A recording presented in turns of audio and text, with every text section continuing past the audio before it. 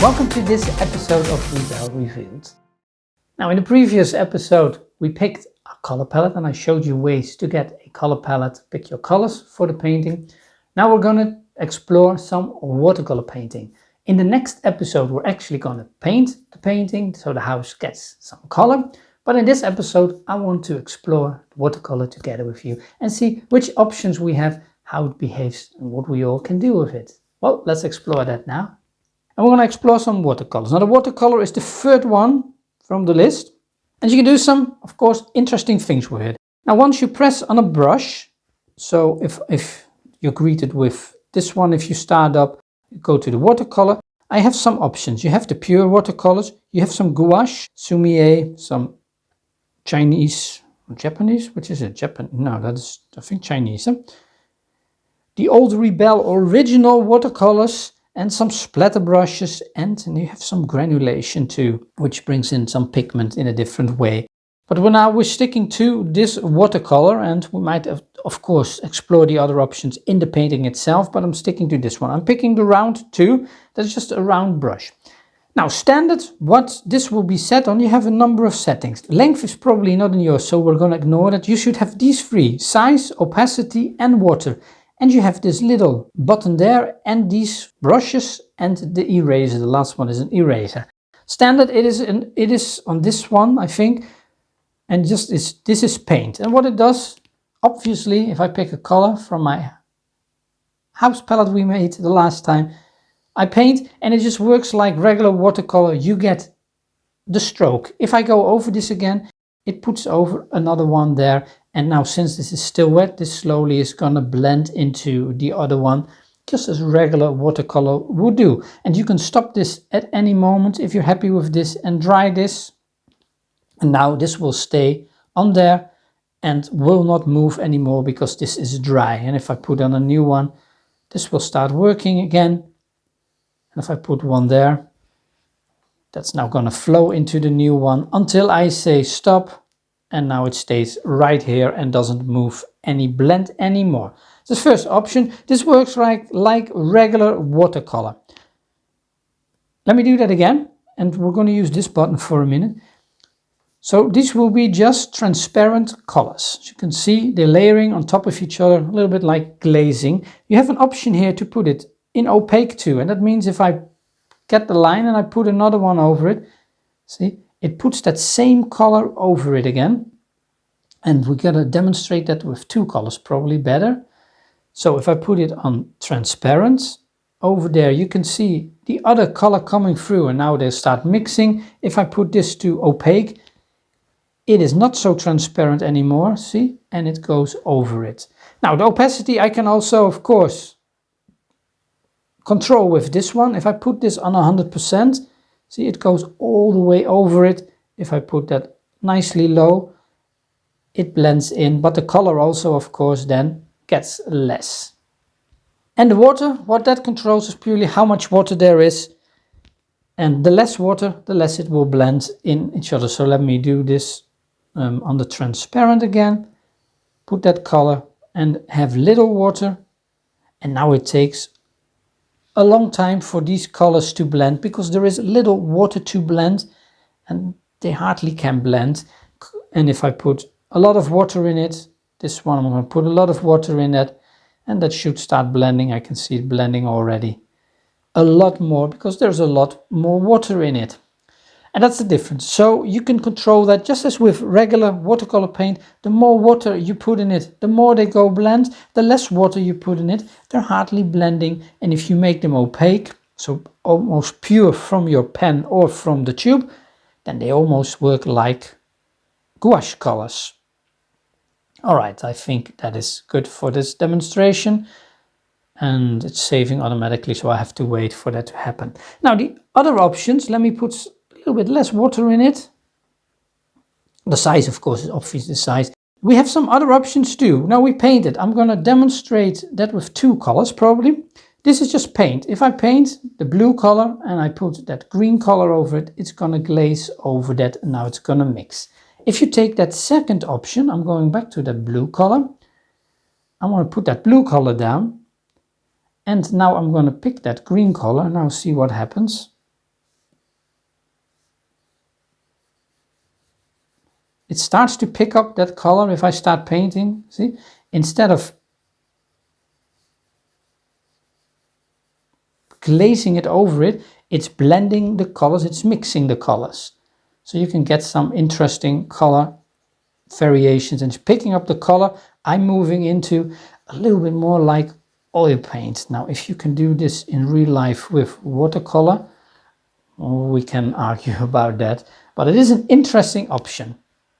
So it blends totally different. With the first one, it acts like really watercolors, and with the second one, your watercolors start acting a little bit more like, I would say, gouaches, acrylic paint, something like that. There's a third option there, that is paint and blend. So let's do that. Let's paint and blend. That means we're going to blend in the color we picked up and blend that in nicely. And if I pick a different color, so we're picking up and we're blending in these colors, and it's regarding the color that is under it, it's blending that too. Go over it with this color, moving into here, picking up that greenish color, and I can now blend. So I've emptied my canvas, and we're going to go to the fourth option, but the fourth option only works as long as you don't switch colors. As soon as I switch a color, I show you that, it goes back to the previous one you selected. So if this is my paint mode, I select the blend mode, I pick a different color, it should go back to the paint mode. Because blending only works, this is basically as the same as this blender button here, it just blends. So if I have one color, I choose the blending, it's going to blend from the canvas and do that. And as soon as I pick a color, I can now glaze the blue over it. And if I want to blend this all, I can pick the blending brush and I blend these colors in, as if I add a lot of water to it and start blending basically. Well, with watercolor this will be tricky. So that is that button, that blending tool. This actually is exactly the same. If I put it on here, I pick this blending button. It's actually the same with one difference. With this one you can choose however you want the blending, so you can pick actually a brush and change the opacity, and I don't think on this one it doesn't do that. I think it might regard the opacity and things like here. Let's put the opacity really down. Let's put a green color, whatever, put this color down. Now we're going to blend. Let's go a lot of little opacity, see, and it regards that. It just takes the brush properties you've set on, probably also the water. If I do hardly any water, it should blend and stop, not moving this one as much as if I use a lot of water. Let's do that on this side.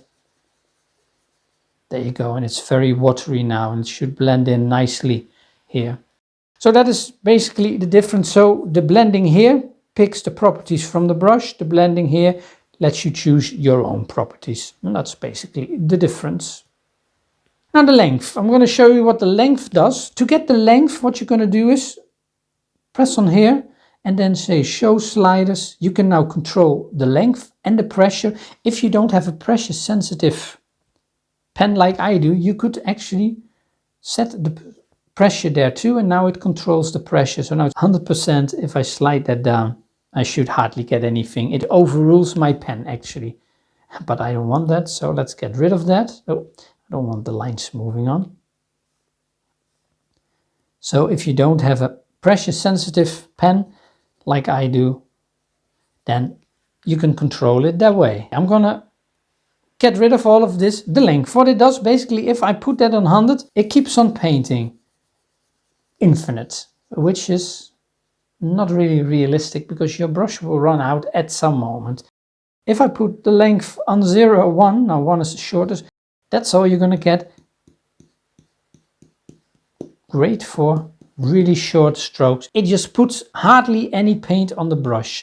If I go somewhere in between, I can paint, and at some point it's going to run out because now it doesn't have paint anymore. So a little bit more realistic painting when you use the length, although most of the time I set it on 100 because not like real life, I don't want to dip in my pen in the water and get the paint again. I like it this way, that it is infinite, but there are sometimes situations where I like to have a shorter stroke and let it run out at some point, get slightly more realistic feeling.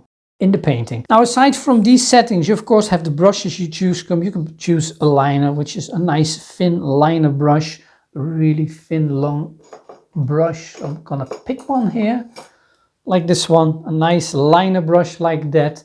Then of course you have the standard rounds, which are here. That's just a round brush, it puts down a round stroke. You have a flat brush, and that puts a straight flat line like this one. There's the wash brushes here, which you can use to put really nice washes down, color in it for a background. For your first layers, your skies, it's really handy to have a flat wash. This is a round wash. This is a flat one. You have a fan brush. I'm not sure if the fan brush works. You need to control the direction. That is for foliage and things like that. Really easy. So different brushes you have. Mop brush, that should be a bit of a softer brush. Good for blending, by the way. I use that for blending a lot. And then down here, I'm going to skip the gouache and stuff. Here you have the splatters, which are nice. You can splat as if you just taking your brush, really wetting it, and we normally do it like that, and all the splatters go somewhere. And the nice thing is, as you can see, it changes the splatters, and they keep on working, by the way. And then lastly, we have the granulation. Basically what that does, it just shows the uneven pigment becomes visible, and you can use that to create some textures. So if I would paint with that, see, it's adding that pigment to it, but not in a stroke. But as you can see here, I'm zooming in, let me zoom in there. See, you can see that some texture appears, and you can use this for texture effects. Add some granulation, and should keep on working with this too a little bit, and just to add some texture to your paintings. And of course, all of these react to the water. If I put in a lot of water, it's gonna flow in a lot more. As you can see, there it goes. A lot more than if you add a little water. Depending on the texture you need, that is gonna react like this. Those are some of the options we have available when painting to watercolor, and some of these options, like the brush options, of course work too with other paint, with other brushes, pens and things like that too, not only the watercolor. There's one more thing I want to show you, because there's something, well, special, let's say, something interesting we can do with the watercolor too. All right, we're going to explore that. If you ever done some watercolor painting, you know about masking fluids, or you read about it. It is a fluid, a really thick fluid you put on your paper, and it preserves the white of your paper. Or technically, if you have a color on it already, put it on there. It should preserve the color that is under it. Now, Rebelle has a function like that too. It has masking fluid layers which resist the paint as long as there's something on it. So what I have done 2 layers. And what I'm going to do, on these 2 layers, I'm going to paint something, and I want to preserve the white of the paper. And for that, I'm going to first of all pick, let's see, the marker. I'm going to get a black color. And around here, I'm going to set everything on 100% and just painting. And I'm going to put down some nice thick marker, and I'm going to make a paw. There you go. That is my first one. I'm going to take another brush too. Let's just take a regular round brush from the watercolor. And let's paint that same paw, 100% with the watercolor. There you go. That would be another paw. And you can see this working already, and we're going to see that with the masking in a minute what will happen. And I'm going to take an oil brush. Let's do the hard oil brush. Size, I think fine. Loading is fine. Oiliness, I don't care, as long as it is on regular paint. Nice and thick. Here, so nice and thick too. I'm going to dry this. And now what I'm going to do is I'm going to load this with less.